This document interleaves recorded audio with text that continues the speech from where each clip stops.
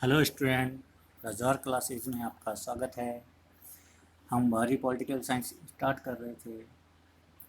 बारहवीं political science में जो हम पहला लेसन पढ़ रहे थे वो था संविधान की विशेषताएं, जिसमें हमने पिछली वीडियो में संविधान की विशेषताएं देखी।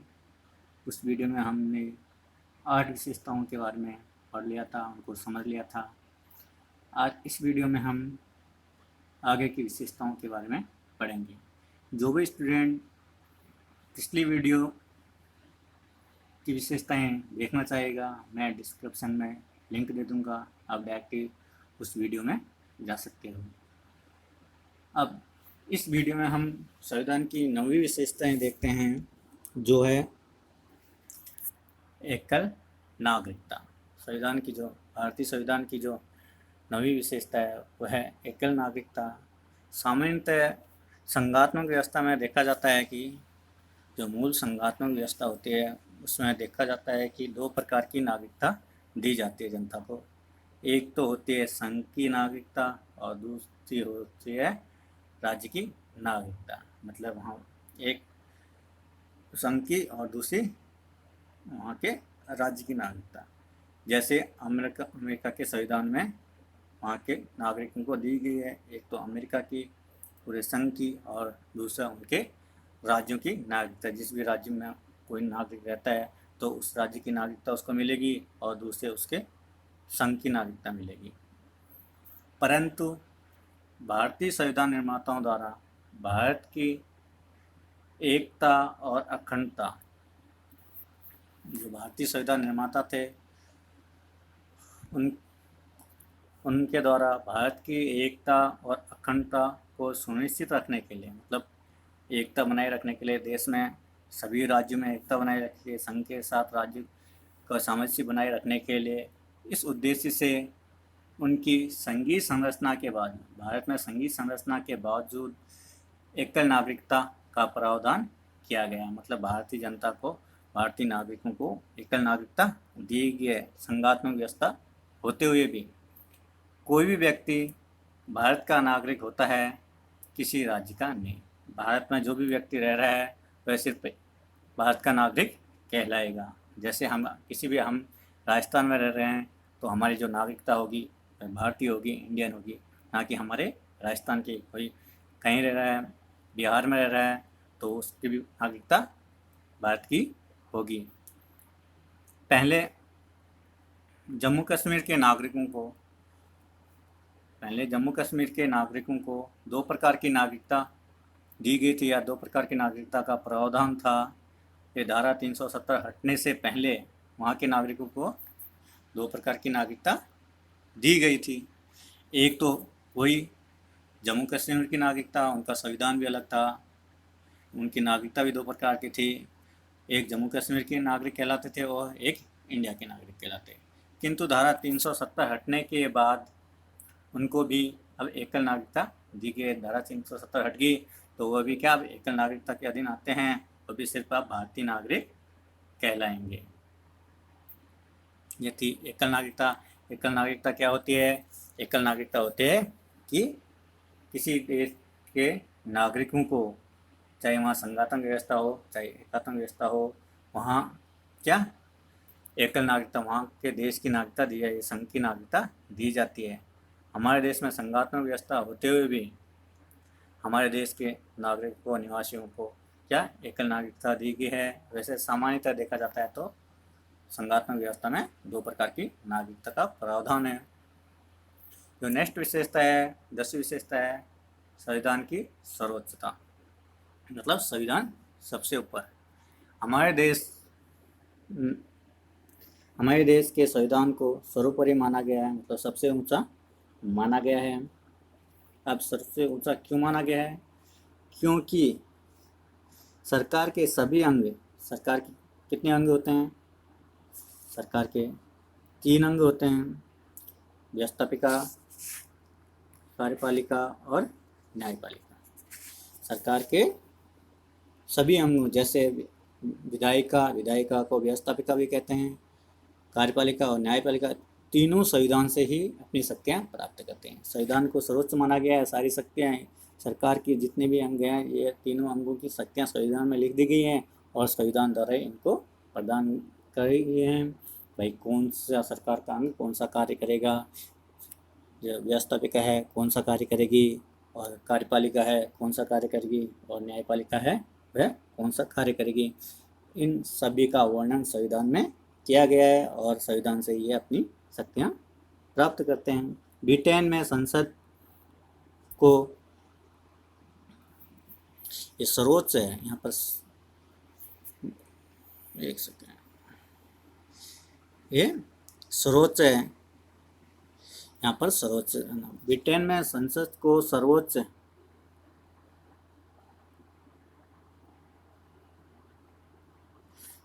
माना गया, मतलब संसदीय सब कुछ है। एक विद्वान है डिलो में, वह कहते हैं कि जो ब्रिटेन की संसद है वह स्त्री को पुरुष बनाने के अलावा सब कुछ कर सकती है, मतलब वो इतनी पावरफुल है कि वह कुछ भी कर सकती है, सिर्फ एक के सिवाय वह स्त्री को पुरुष नहीं बना सकती बल्कि सब कुछ कर सकती। वो विद्वान थे डिलो में, ठीक, डिलो में। जबकि अमेरिका में न्यायपालिका को सर्वोच्च माना गया है, न्यायपालिका तीसरा स्तंभ होता है, तो न्यायपालिका को सर्वोच्च माना गया है। परंतु भारत में इन दोनों से हटकर संविधान को सर्वोच्च स्थान प्रदान किया गया है। ब्रिटेन में संसद को सर्वोच्च स्थान दिया गया है और अमेरिका में न्यायपालिका को सर्वोच्च स्थान दिया गया है, और जो भारत है अपना देश है, इसमें इन दोनों से हटकर किसको सर्वोच्च स्थान दिया गया है, संविधान को सर्वोच्च स्थान दिया गया है। मतलब संविधान के अकॉर्डिंग ही हमें कार्य करना पड़ेगा। सरकार के तीनों अंग जो हैं वह संविधान के अकॉर्डिंग ही कार्य करेंगे। अब अगली विशेषता है, नेक्स्ट विशेषता है वयस्क मताधिकार। भारतीय संविधान की एक अन्य विशेषता वयस्क मताधिकार है। भारत में संसदीय शासन प्रणाली अपनाई गई है। संसदीय शासन प्रणाली कहाँ से ली गई है, मैंने पिछली वीडियो में बताया था, यह ब्रिटेन से ली गई है। और इस शासन प्रणाली में जनता निर्वाचित प्रतिनिधियों के माध्यम से शासन करती है, मतलब जो जनता है वह सरकार बनाती है, अपने प्रतिनिधियों को चुनती है और वो प्रतिनिधि सरकार बनाते हैं और सरकार चलाते हैं। और इनडायरेक्ट रूप से देखा जाए तो, अप्रत्यक्ष रूप से देखा जाए तो जनता शासन करती है, जनता के माध्यम से शासन चलता है, क्योंकि जनता के प्रतिनिधि चुनते हैं और वो प्रतिनिधि जनता के प्रति जवाबदेह होते हैं, तो जनता शासन चलाती है किसके द्वारा, अपने निर्वाचित प्रतिनिधियों के द्वारा। भारत में प्रतिनिधियों के निर्वाचन के लिए वयस्क मताधिकार प्रणाली को अपनाया गया है। अब वयस्क मताधिकार प्रणाली क्या होता है? वयस्क मताधिकार मूल संविधान में न्यूनतम आयु 21 वर्ष थी, मतलब वोट देने का अधिकार, जो वोट देने का अधिकार था, जो मूल संविधान था उसमें 21 वर्ष थे। परंतु 61वें संविधान संशोधन 1989 के द्वारा अनुच्छेद 326 में मताधिकार की न्यूनतम आयु 18 वर्ष कर दी गई है। जो 61वां संविधान संशोधन हुआ था उसके द्वारा वयस्क मताधिकार की आयु कितनी वर्ष की गई है? वह की गई है 18 वर्ष। वयस्क मताधिकार क्या होता है? वयस्क मताधिकार वह होता है, मतलब एक निश्चित आयु, इसके द्वारा चाहे स्त्री हो या पुरुष हो सभी को अपनी सरकार चुनने का अधिकार है, वह वयस्क मताधिकार कहलाता है। जैसे भारतीय में न्यूनतम आयु कितनी है? 18 वर्ष। इसकी अगली विशेषता है स्वतंत्र न्यायपालिका। संघात्मक व्यवस्था में मैं बताया था क्या होता है, शक्तियों का बंटवारा होता है। केंद्र और राज्य में संविधान द्वारा शक्तियों का बंटवारा किया जाता है।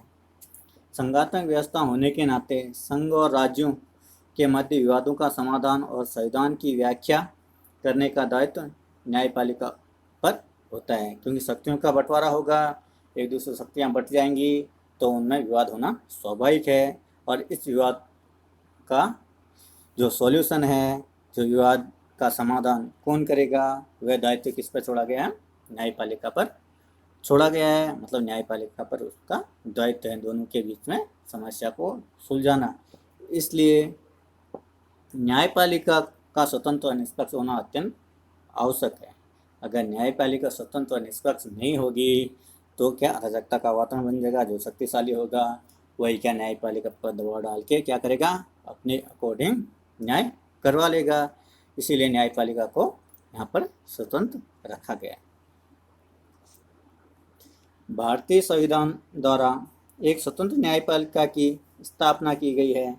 इसके लिए संविधान में न्यायाधीशों की नियुक्ति, वेतन भत्ते और पद से हटाने के स्पष्ट प्रावधान किए गए हैं। वह किसी के अंदर दबाव में नहीं आएंगे, उनके वेतन और नियुक्ति सब निश्चित की गई है, मतलब स्पष्ट प्रावधान किए गए। इससे उन पर सरकार द्वारा किसी भी तरह का दबाव नहीं डाला जा सकता।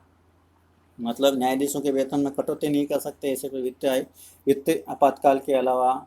तो अगर उसके वेतन वो अपने वेतन के प्रति श्योर होगा, अपने नियुक्ति के प्रति श्योर होगा, तो वह किसी के दबाव में नहीं आएगा। अगर उसको पता है मुझे इसके प्रति में श्योर हूँ, कभी भी हटाया जा सकता है, मेरे वेतन में कटौती कर दी जाएगी सरकार द्वारा, तो क्या होगा, वह क्या करेगा, सरकार का पक्ष लेगा, न्याय का पक्ष लेगा। इसीलिए स्वतंत्र न्यायपालिका रखा गया है। स्वतंत्र न्यायपालिका और निष्पक्ष न्यायपालिका का गठन किया गया है ताकि वह किसी के दबाव में आकर क्या न्याय दे, वह अपने स्वतंत्र रूप से न्याय की व्याख्या करे। और जो नेक्स्ट विशेषता है वह है आपातकालीन उपबंध। भारत के संविधान में संकट काल के संबंध में 3 तरह के आपातकाल उपबंधों का प्रावधान किया गया है। कितने? 3 तरह के। जो पहला है युद्ध व बाहरी है,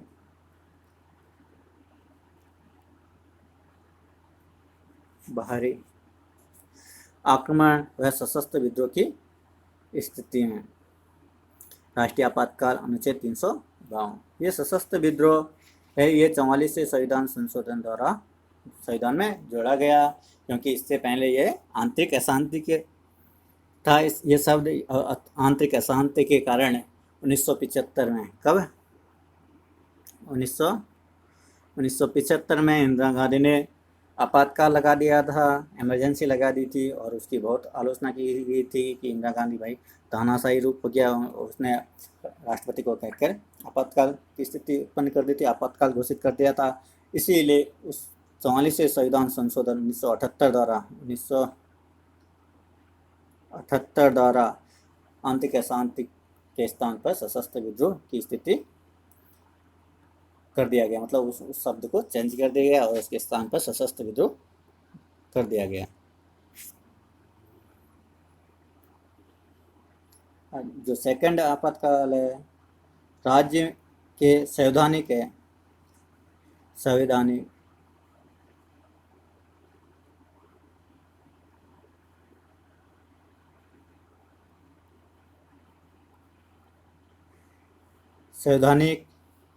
व्यवस्था भंग हो जाने पर राष्ट्रपति शासन अनुच्छेद 356 के तहत लगता है। राज्य में अगर संविधान के अकॉर्डिंग सरकारें नहीं चलती तो वहाँ का राज्यपाल राष्ट्रपति को सूचित करता है कि भाई यहाँ पर जो सरकार है वह सही तरीके से काम नहीं करी है, सही तरीके से उसका संचालन नहीं हो रहा है, तो राष्ट्रपति वहाँ पर क्या करता है, अनुच्छेद 356 के तहत राष्ट्रपति शासन की घोषणा करता है। और जो तीसरा आपातकाल है वह वित्तीय संकट की स्थिति होने पर वित्तीय आपातकाल अनुच्छेद 360।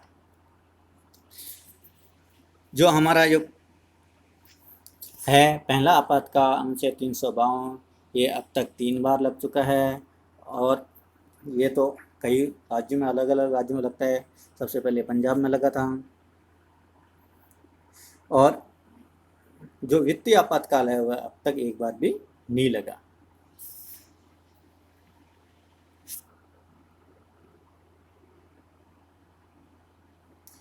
आपातकाल की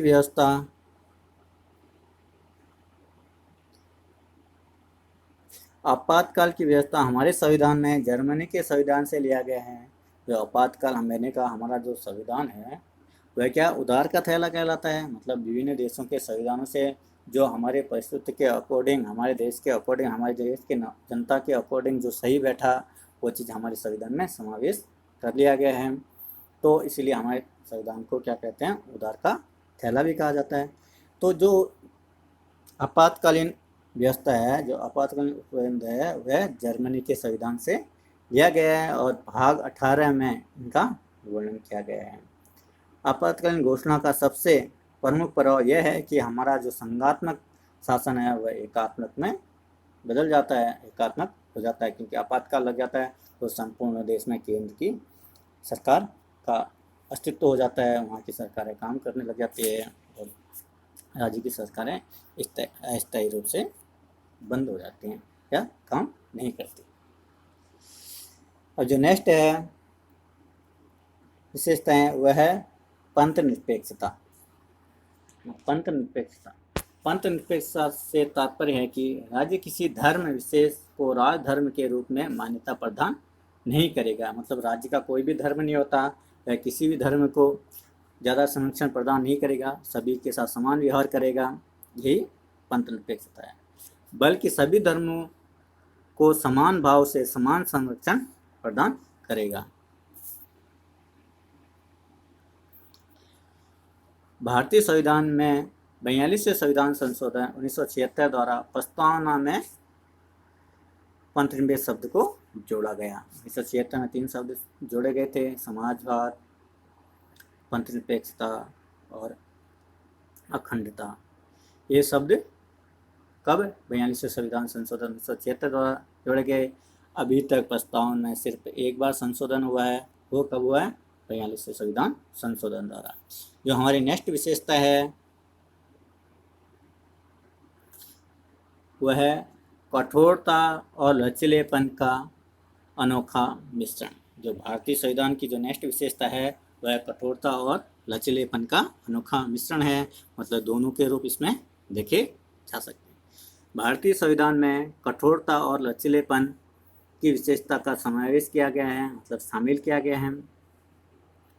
संविधान संशोधन की दृष्टि से संविधान जो कठोर होता है और लचीले दोनों प्रकार के हो सकते हैं। संविधान संशोधन की दृष्टि से संविधान कितने प्रकार के हो सकते हैं, 2 प्रकार के हो सकते हैं, एक कठोर और दूसरा लचीला। या तो कठोर होगा या लचीला। जिस संविधान में संशोधन की जटिल प्रक्रिया हो उसे कठोर संविधान, और जिस संविधान में संशोधन की प्रक्रिया अत्यंत सरल हो उसे लचीला संविधान कहा जाता है।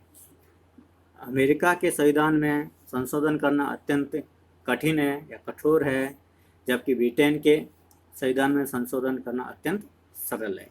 मतलब अमेरिका का संविधान जो है वो है उसमें संशोधन बहुत ही कठिन तरीके से होते हैं, और जो ब्रिटेन का संविधान है उसमें बहुत आसानी से किए जा सकते हैं संशोधन। तभी तो अमेरिका के संविधान में 7 अनुच्छेद हैं और हमारे संविधान में 395 अनुच्छेद। जो ब्रिटेन का संविधान है उसमें संशोधन अत्यंत सरल तरीके से होता है, किंतु भारत के संविधान में दोनों का समावेश है।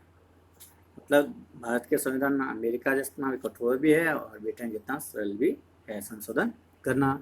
इससे तात्पर्य है कि भारत के संविधान में कई अनुच्छेद में सरलता से संशोधन किया जाता है, कई अनुच्छेदों में सरलता से संशोधन किया जाता है और कई अनुच्छेदों में संशोधन करना अत्यंत कठिन है।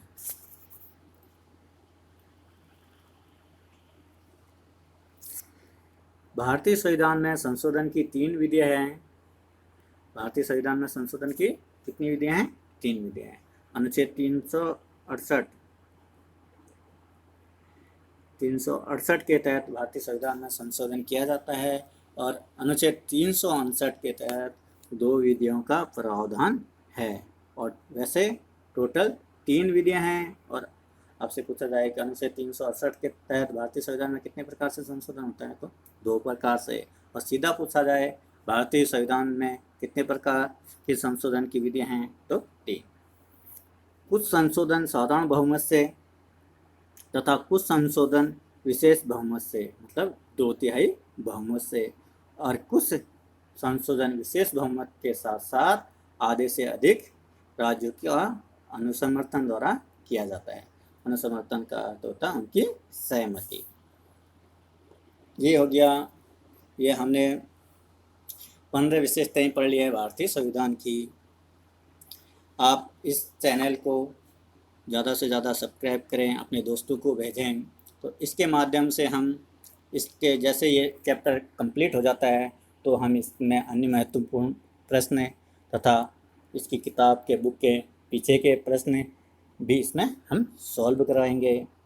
और जैसे हमारी एक यूनिट पूरी हो जाएगी, मैं इसमें एक पेपर भी इसमें डालूँगा ताकि आपकी तैयारी अच्छे से हो सके। Thank you.